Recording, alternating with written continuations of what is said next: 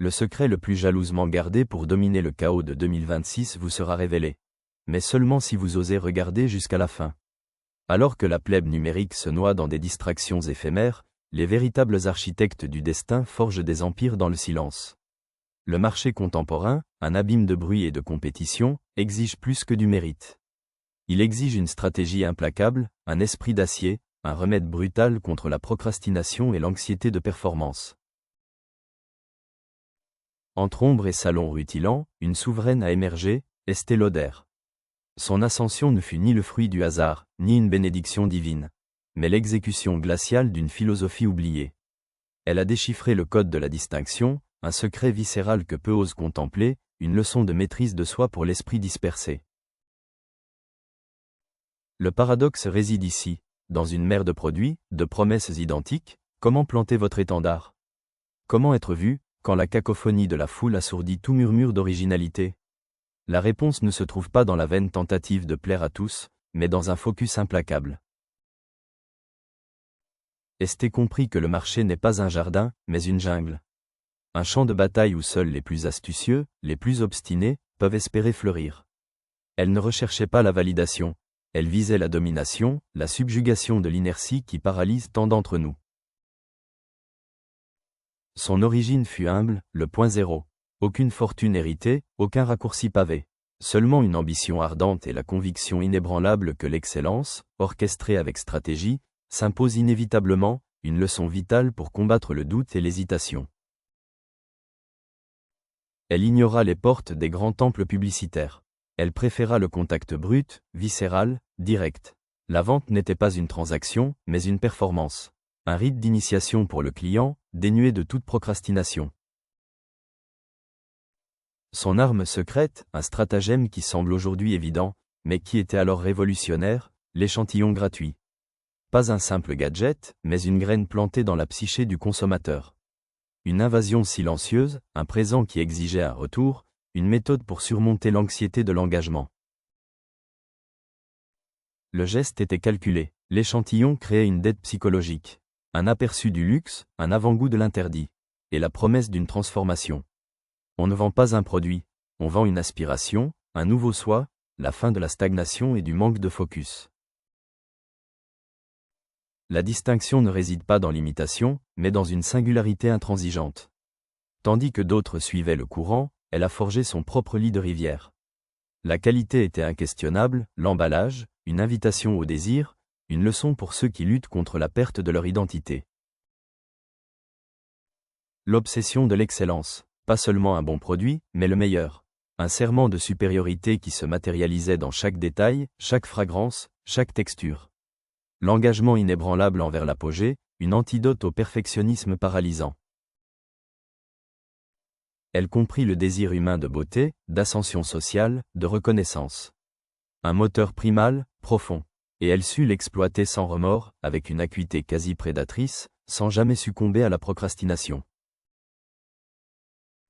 La perception, pour Estée, était plus que la réalité, c'était une vérité construite. Le luxe n'était pas seulement un coût, mais un investissement dans l'esprit du consommateur. Une promesse d'exclusivité, d'appartenance à un cercle sélect, éloignant l'anxiété de ne pas être à la hauteur. Ces salons étaient des temples de beauté, où chaque vendeuse était une prêtresse, et chaque achat, un rituel. Elle a entraîné son armée avec la discipline d'un général, inculquant l'art de la persuasion et d'un service impeccable, combattant ainsi le fléau de la performance médiocre.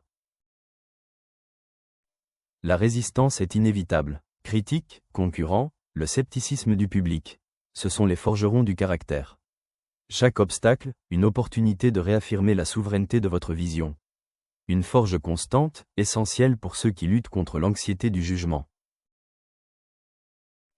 Être unique, c'est être solitaire. C'est emprunter un sentier non foulé, où l'air est raréfié et la vision, singulière. Le leadership exige un isolement, une distance calculée de la médiocrité du troupeau, un moyen de se prémunir contre la perte de focus. Elle a cultivé des relations, une par une. Des femmes influentes, des figures publiques. Elles n'étaient pas de simples clientes, mais des ambassadrices. Leurs témoignages, plus puissants que toute campagne publicitaire payée, démontrent la force de la connexion face à la solitude moderne. Il n'y a pas de raccourci vers une souveraineté durable. La grandeur est sculptée dans des années de sacrifices, de choix brutaux, d'une patience implacable. C'est l'art de la construction brique par brique, invisible aux yeux pressés, une réponse à l'impatience et à la procrastination. Le temps est le juge ultime. Nombreuses sont les marques qui ont surgi puis disparu comme des flammes éphémères.